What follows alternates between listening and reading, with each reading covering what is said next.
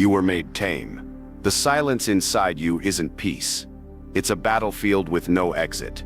Not loud, not chaotic, just cold, constant, infinite.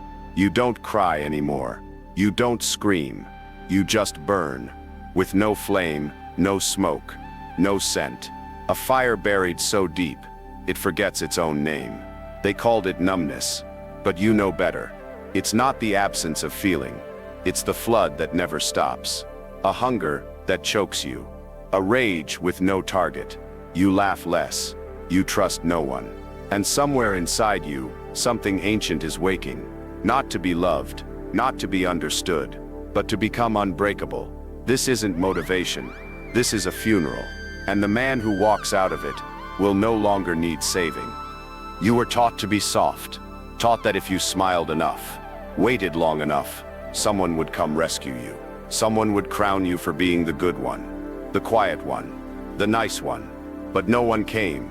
They fed you lies dressed as virtue, told you that pleasing others would protect you, told you to make yourself small so the world would love you more. And so you did. You bent. You silenced your instincts. You swallowed your anger like poison and smiled through it. But deep down, something cracked. Not loud, not sudden, but a quiet fracture, a betrayal that came not from an enemy, but from the world you trusted. They didn't protect you. They used you. The boy inside you, he believed them. Believed that being good meant being spared. He waited for fairness, for kindness, for some justice to appear. And all he got in return was silence. Now here you are, a man with a hollow in his chest, haunted by the echo of a boy who still asks, why didn't they choose me? Why didn't they care? You think you can carry him forward, that you can protect him. But that's not how kings are made. This is the moment, the ritual, the fire.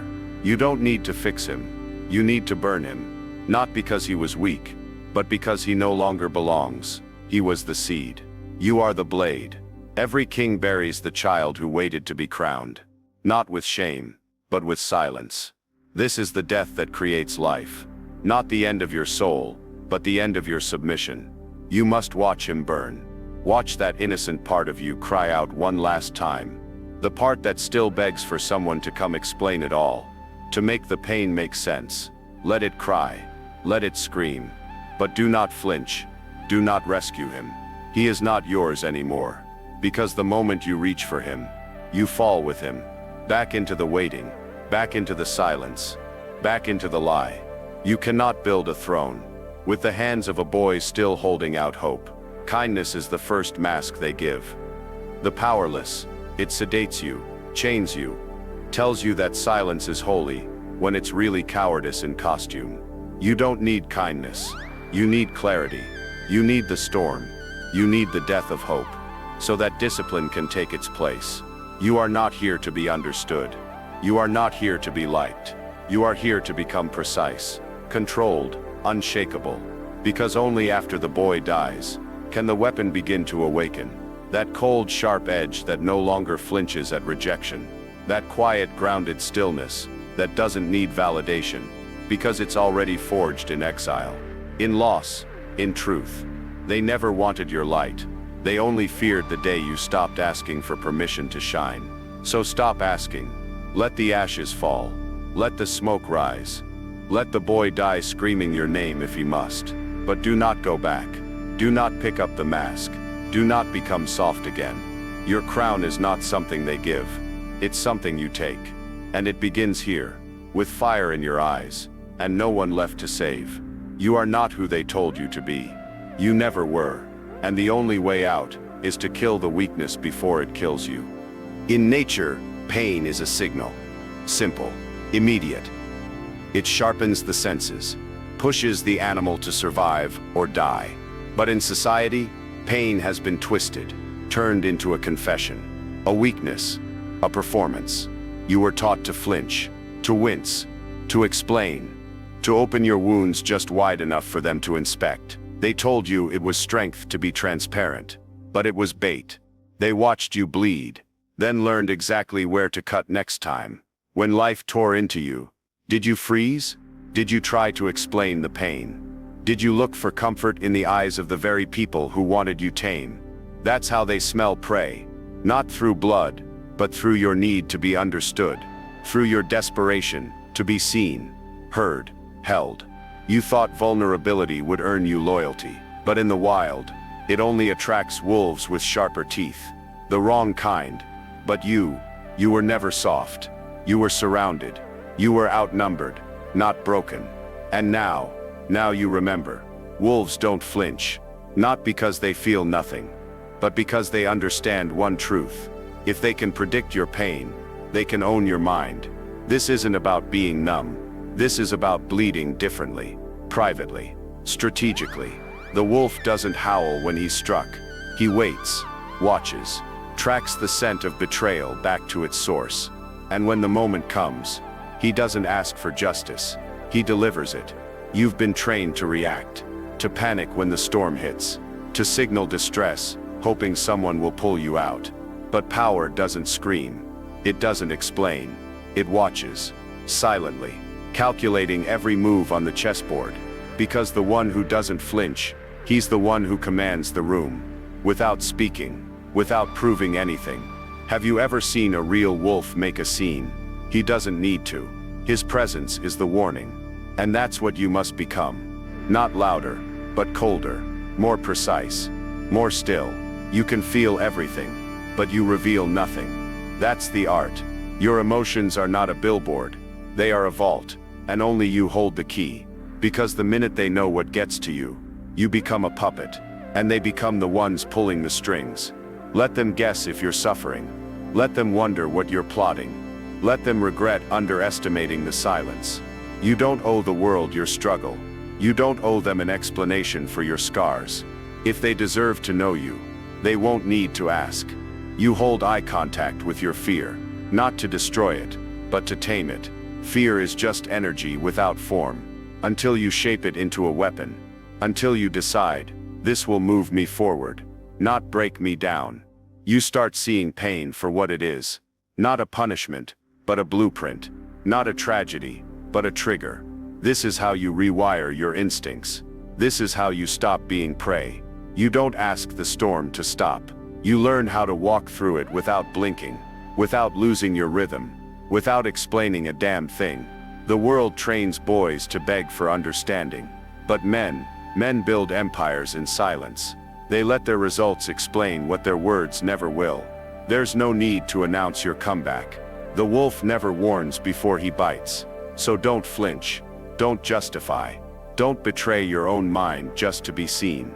You're not here to be seen. You're here to see everything. And still keep your edge. Cold, sharp, unmoved. And when they finally wonder how you survived it all without breaking, you won't need to say a word. Your silence will be the answer they never wanted to hear. They'll never tell you this, but the loudest man in the room is rarely the one in control. Noise is a currency spent by the desperate, the insecure, the ones bleeding for validation, mistaking sound for significance. But you learned early. Silence doesn't mean absence. It means presence, so heavy it collapses small minds. Your quiet never meant you had nothing to say. It meant you had too much to waste. There's a difference. You stopped explaining yourself not because you lacked clarity, but because you finally understood. Truth doesn't beg to be believed. You used to think your silence was exile, punishment, proof that you didn't belong. But now you see it for what it is. A throne. Unshakable. Iron. Built in the shadow of your own restraint. You walk into rooms like a ghost. Not because you're weak, but because ghosts are remembered longer than the living. You sit with the wolves, yet never howl. Because real predators don't need to announce themselves. They observe. They listen. They learn. They wait. And when they move, it's with precision. No noise. No warning. Just aftermath. You became dangerous the moment you stopped needing to be understood. You used to fear being misread. Now you welcome it. Because misunderstanding is camouflage. And camouflage is power. Men who leak everything through their mouths become predictable, trapped by their own transparency. But the man who controls his tongue controls the narrative. He's unreadable, unshakable. The world is obsessed with being seen, being heard, being known. But you mastered the art of being felt. There is no armor like silence, no weapon like mystery, no fortress like restraint. Let them guess, let them assume, let them fill in the blanks you left empty. Every word you don't say becomes a wall. Every pause, a power move. Every unanswered question, a chess piece left untouched, while the rest scramble. You are not avoiding connection. You are eliminating liability. You do not speak unless it moves the war forward, because you've seen what happens when men talk too much. They trade depth for decoration, strategy for spectacle, purpose for performance. But the kings who last, the ones who rule from shadows, they speak like they move, rarely, and with consequence. Your silence is not a retreat, it's a crown. You don't chase applause anymore. You don't dress your voice for approval. You don't explain your reasons to those who haven't earned the right to hear them. Because you've learned, stillness is not weakness. It is the ultimate test of strength. It is not empty. It is full of choice, of clarity, of control. You are the storm before it hits. The eye in the center, unmoving, calm, lethal. You are the shadow in the corner that doesn't flinch, the pulse that stays steady in chaos. And when you finally speak, they will listen. Not because you raised your voice, but because they remember how long you kept it. Silence is not your cage, it's your command. So sit still, breathe slow, and let the world run its mouth. Because while they burn energy trying to figure you out, you're already 5 moves ahead, building empires in your mind. Power doesn't announce itself. It moves through rooms like smoke, quiet, unseen, choking the weak. And you are the silence that suffocates. You are not less because you speak less. You are more because you don't need to. You don't fear being misunderstood. You weaponize it. So when they ask who you are, don't answer. Let your silence speak louder than their questions ever could. You feel nothing. But that nothing burns. It's a strange kind of silence, isn't it? Not peace. Not stillness. But the absence of a scream you were never allowed to release. They'll call it depression, a fog, a glitch. They'll hand you terms and techniques to manage it, to breathe through it, to bury it beneath mindfulness and forced gratitude. But you know better. You can feel it under your ribs. The tension, the heat, not cold like death, but pressure, a flame without air. You're not numb. You're unlit gunpowder waiting for purpose. That's the part they never tell you. That numbness isn't emptiness. It's potential with nowhere to go. It's rage denied oxygen. It's a war that never got fought. You weren't allowed to be angry, were you? You weren't allowed to throw your fists at the walls that trapped you. So you turned the violence inward, made yourself quiet, manageable, nice. But somewhere along the way you stopped feeling, stopped caring, stopped showing up. Because what's the point of feeling if you're never allowed to act on it? That's not healing. That's decay. And they want you like that. Muted, compliant, emotionally regulated, but spiritually rotting. But not anymore. This is the part where the silence cracks, where the pressure finally meets direction, where the gunpowder gets a spark, not to explode, but to forge. You don't need therapy. You need war. You need something to aim this fire at. Because behind every so-called numb man is a fighter waiting to be given permission to strike. So give yourself that permission. Tonight, right now. This pain you carry, it's not confusion. It's clarity that's been caged. You don't feel because you've been forced to survive with the volume turned down. But beneath the silence, the truth never left. It just got sharper. They told you to heal it. But what if you hardened it instead? What if you made peace with never being at peace? What if you stopped trying to fix the fire and started feeding it? This isn't about chaos. This is about control. Controlled burn. Steel under discipline. You don't erupt. You build pressure. Until even your silence has gravity. You walk into a room, and every man feels it. Not because you bark, but because you burn. That's the kind of power no one can imitate. Because it's not learned. It's earned. Through suffering you refuse to surrender to. Through emotions you refuse to explain. You don't feel numb. You feel unforgiven. And that's good. Because it means something still matters to you. You're not broken. You're coiled, waiting. And now finally, you've remembered why. The world tried to kill your fire, by convincing you it was shameful to feel it. That real men stay calm. That real men never rage. That real men fold themselves in half for the sake of peace. But what they really meant was, real men never scare anyone. Real men never threaten the system. Real men never rise. So rise. Let the numbness melt into movement. Let the pressure turn into power. Let every quiet scream become a sharpened edge. Don't heal it. Harden it. Because you were never meant to be soft. You were meant to survive fire and carry it forward. And the man who walks through that doesn't burn others out of control. He burns with control. He doesn't need to show his scars. His presence is enough. No tears. No explanations. No apologies. Just one truth left standing. You were never empty. You were just waiting to be dangerous. There's a voice in your head, always watching, always whispering. Not a guide, not a mentor, but a parasite, feeding on every hesitation, every scar, every memory that still bleeds. You know the one. The voice that says you're still him, still the failure, still the boy they laughed at, still the weak one, the awkward one, the broken one. You try to outrun it. Work harder, build muscle, make money, stack success like armor. But somehow it still speaks, in the dark. When you're alone, when the noise fades and all that's left is you. You thought progress would silence it, but it's not logic. It's a ghost, a witness from your past, still seated in your mind like a judge who never leaves the bench. It doesn't care how far you've come. It only remembers the first time you fell, and it plays it back like a ritual. Again, and again, and again. But here's the truth. They don't tell you. You don't debate that voice. You don't reason with it. You kill it. Because you cannot build a kingdom while kneeling to your own doubt, and you know what makes that voice powerful. Your belief that it's you, that it's somehow truth, that because it speaks in your tone, it must be your identity. But it's not. It's a recording, a relic, a broken loop from a weaker time. You are not that voice. You are the one hearing it.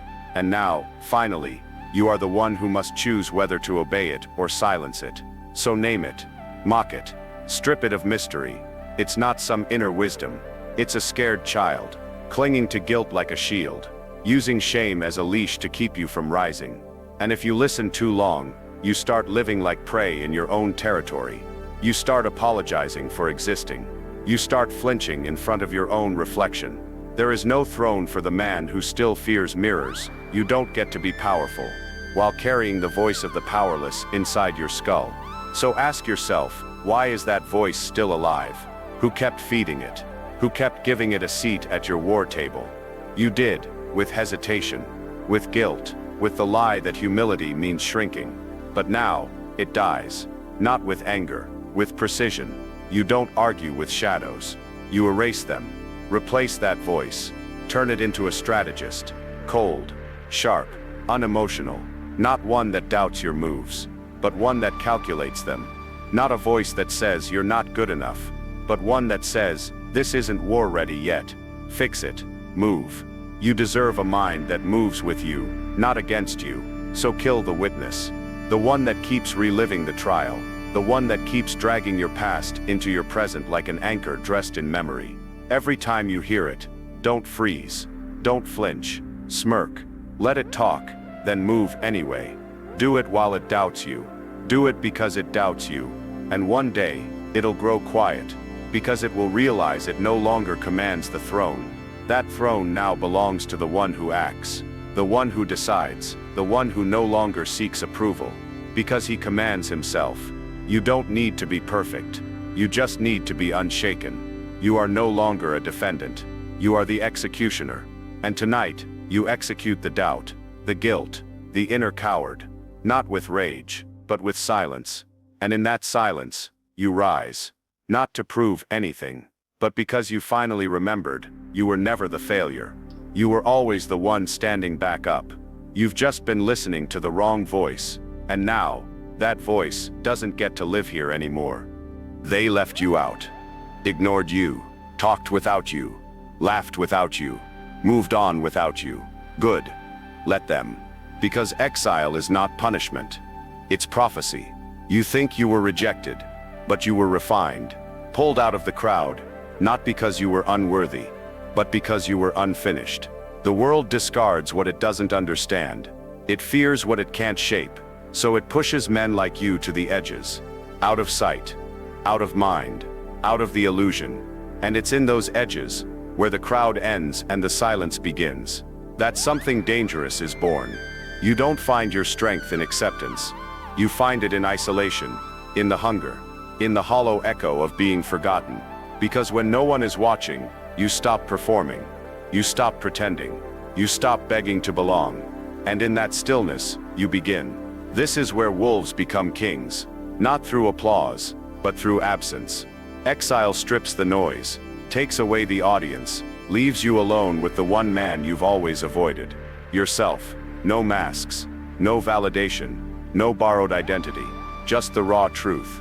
Your weaknesses, your potential, your shadows, and your choice. You could waste it.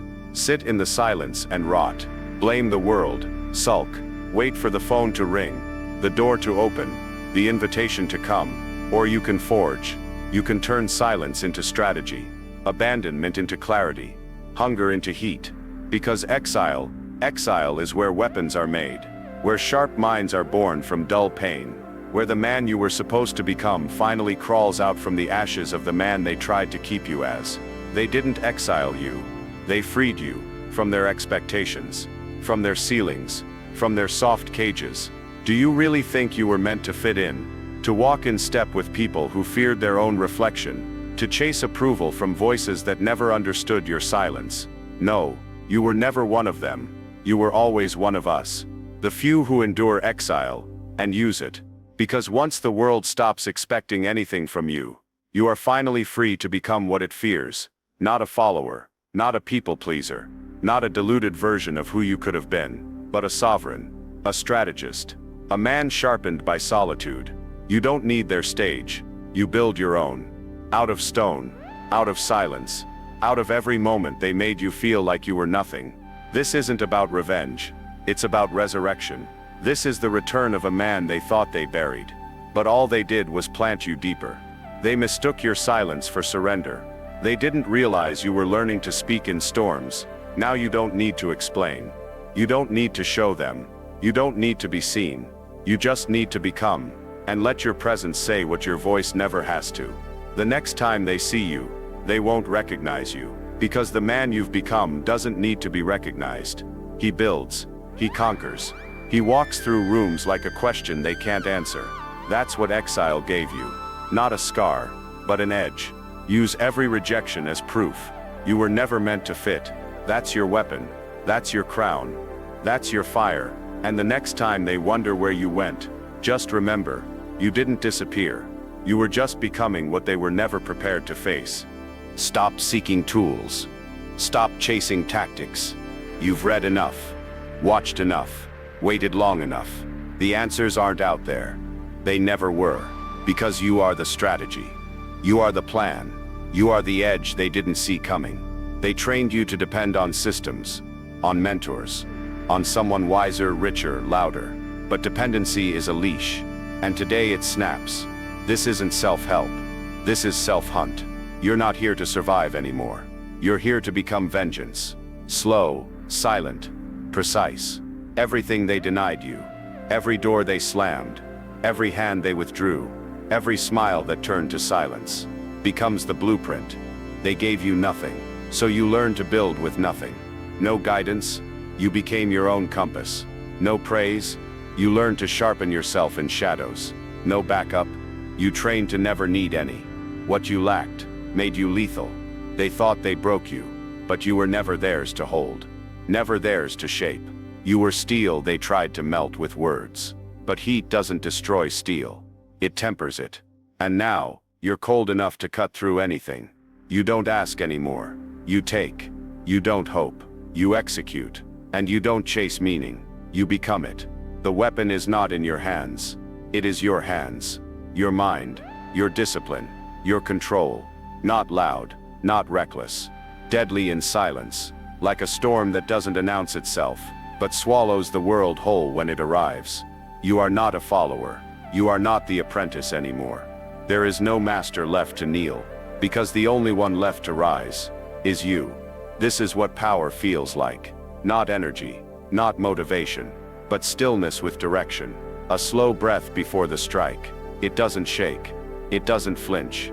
It doesn't ask permission to exist. They tried to tame you with their expectations, tried to measure you against their softness. But a blade is not meant to be understood by the hand that fears it. It is meant to be respected, or avoided. And now, you carry that truth in your spine. Not because someone told you, but because you lived it. You earned it. The world wants men to remain dependent, on validation, on systems, on outside structure. But the man who turns inward, who builds from pain instead of being built by it, becomes unstoppable. No more crying for guidance. No more waiting for rescue. You are the architect and the executioner. You are the wound and the cure, the fire and the forge, the storm and the silence. You no longer explain who you are. You show it by becoming untouchable, unshakable, unowned. You are not just strong. You are sovereign. The kind of man who makes others question their comfort. The kind of man who doesn't need to be seen to be felt. And when they finally wonder how you did it, how you became so precise, so grounded, so dangerous, they won't get an answer, because the weapon they tried to break was never theirs to understand. It was you, always you. And now, you're finally sharp enough to be who you were meant to be. Not a follower, not a seeker, not a victim, but the cold, relentless truth they hoped you'd never discover. You were the weapon all along. Hope is sweet poison. You sip it when you're weak. You cling to it when reality cuts too deep. But what has it ever built? What has it ever conquered? Hope waits. Hope delays. Hope begs for permission. And men like you don't beg. You've been taught that hope is noble, that it's light in the dark. But in truth, it's just a softer kind of death. A slow erosion of power disguised as optimism. Because while you were hoping, others were moving. While you were dreaming, others were building. While you were waiting for the world to be better, they were sharpening their blade to carve out their place in it. Hope is a leash. Vision is a blade. Hope tells you that things might change. Vision makes sure they do.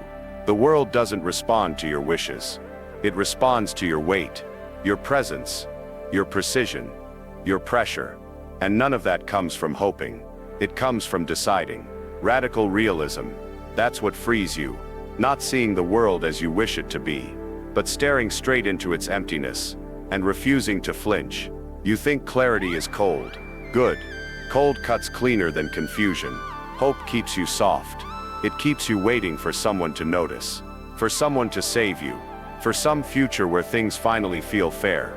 But nothing about this life is fair. And that's the gift. Because once you bury hope, you bury the illusion. You kill the child inside who still thinks someone is coming. And in that grave, something else rises. Not fear, not bitterness, but clarity. And clarity is power. The man who sees without distortion cannot be seduced. He does not hesitate. He does not fantasize. He acts. Hope wants the world to change first. Clarity becomes the force that changes it. You don't need comfort. You need control. You need silence deep enough to hear your instincts. Stillness sharp enough to cut through lies. That's what hope never gave you. A clean edge. It dulled you with maybes. It drugged you with someday. But now the haze lifts. You see people for who they are. You see systems for what they protect. You see yourself, not as a victim of chance, but as the architect of response. That's the turning point. When you stop needing the storm to stop, and you become the storm. You've wasted enough time hoping for peace. Now you move with purpose. Now you build from bone. Now you train with no witness. Speak with no desperation. Strike with no hesitation. Because when hope dies, something ruthless awakens. A version of you that doesn't wait for permission. A version of you that doesn't need belief. He moves off instinct, off logic, off scars. And that version of you is dangerous. Not because he's angry, but because he's clear, focused, detached, inevitable. They sold you hope to keep you tame, to make you believe there was still time, that maybe if you just stayed still long enough, it would all work out. But the wolves never wait, the kings never beg, and the warrior within you was never meant to kneel. So kill it, kill the hope, crush the softness in your chest that still whispers, maybe, and listen to the silence that remains. It won't scream, it won't comfort, but it will guide. And when you rise from that silence, you won't need hope anymore. Because now, you see everything, and a man who sees clearly cannot be stopped. No applause, no permission, no crown. You don't arrive with fanfare. You arrive with weight, not in your voice, not in your titles, but in the silence that follows when you enter a room. The boy wanted recognition. The man wants results. You don't chase influence now. You radiate it. Quiet, steady, undeniable, not by design, but by becoming. They'll never see the moment it happened, because there wasn't one. No final test, no cinematic climax, just 1,000 quiet days where you didn't quit, 1,000 nights where you sharpened yourself in isolation. While they performed, you prepared. While they shouted, you studied. While they begged to be crowned, you built the kingdom in your mind. Now you don't wear a crown. You are the throne. Your presence doesn't scream. It commands. It doesn't beg to be noticed. It bends the air around you until people feel you without understanding why. That's the final evolution. When the performance dies and power begins, you no longer prove anything. You no longer explain. You've buried the need to be understood. Because clarity exists inside you now, not outside. Let them chase validation. Let them beg for titles. You've already taken what matters. Control of your mind, your mission, your movement. You're not here to be crowned. You're here to conquer yourself. Because in the end, the only throne worth sitting on is the one you built alone. Brick by brick, scar by scar, moment by moment, where no one clapped, no one helped, no one stayed. You didn't become dangerous because they abandoned you. You became dangerous while they did. There's no ceremony for that. No badge, no anthem, only an eerie silence, and a man who walks through it like death with a calm face. You speak less now. You calculate. You hold back, not out of fear, but out of mastery. You've learned the art of restraint, of detachment, of hidden dominance. Your kingdom doesn't need walls.